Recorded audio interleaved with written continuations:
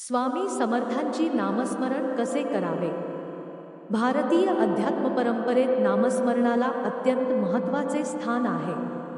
कलियुगात कठीण तपश्चर्या, यज्ञयाग किंवा क्लिष्ट साधना शक्य नसताना नामस्मरण हा सर्वात सोपा, सरळ आणि प्रभावी मार्ग मानला जातो. महाराष्ट्राच्या भक्ती परंपरेत समर्थ रामदास, ज्ञानेश्वर, तुकाराम, गजानन महाराज, साईबाबा यांच्याप्रमाणेच अक्कलकोट निवासी श्री स्वामी समर्थ महाराज यांचे नामस्मरण भक्तांसाठी अमृतासमान आहे. स्वामी समर्थ हे दत्तात्रेयांचे अवतार मानले जातात. त्यांनी आपल्या लीलाद्वारे असंख्य भक्तांचे जीवन उद्ध्वस्त अवस्थेतून उचलून धरले. आजही लाखो भक्तांचा दृढ विश्वास आहे की स्वामी समर्थांचे नामस्मरण केल्याने संकटे दूर होतात, मन शांत होते आणि जीवनाला योग्य दिशा मिळते. नामस्मरण म्हणजे काय?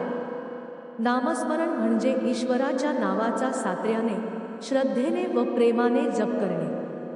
हे मोठ्याने, हळू आवाजात किंवा मनातही करता येते.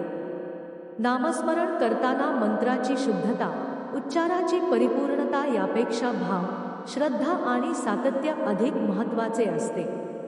स्वामी समर्थांच्या बाबतीत नामस्मरण म्हणजे श्री स्वामी समर्थ या पवित्र नामाचा अखंड जप. स्वामी समर्थांचे नाम का घ्यावे? स्वामी समर्थांचे नाम घेण्यामागे अनेक आध्यात्मिक व व्यावहारिक कारणे आहेत.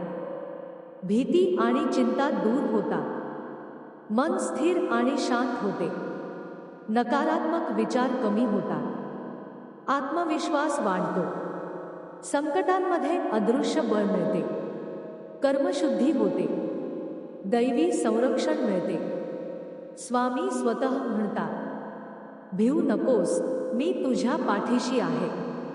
हे वाक्य केवळ शब्द नसून नामस्मरण करणाऱ्या भक्तांचा प्रत्यक्ष अनुभव आहे. नामस्मरण करण्याची योग्य वेळ. खरे तर नामस्मरणासाठी कोणतीही विशिष्ट वेळ बंधनकारक नाही. तरीही काही वेळा विशेष फलदायी मानल्या जातात. ब्रह्ममुहूर्त पहाटे 4 ते 6, सकाळी स्नानानंतर, रात्री झोपण्यापूर्वी, संकटाच्या वेळी, प्रवासात, आजारी असताना, मन अस्वस्थ असताना. नामस्मरण हे श्वासासारखे असावे, थांबणारे, सहज आणि नैसर्गिक. नामस्मरण करण्याची पद्धत. 1. मनाची तयारी. नामस्मरण करण्याआधी मन शांत करण्याचा प्रयत्न करा. काही क्षण डोळे बंद करून खोल श्वास घ्या. 2. आसन आणि जागा. शक्य असल्यास स्वच्छ, शांत ठिकाणी बसा. जमिनीवर आसन घालून किंवा खुर्चीवर बसूनही नामस्मरण करता येते. 3. स्वामींचे स्मरण. डोळ्यांसमोर स्वामी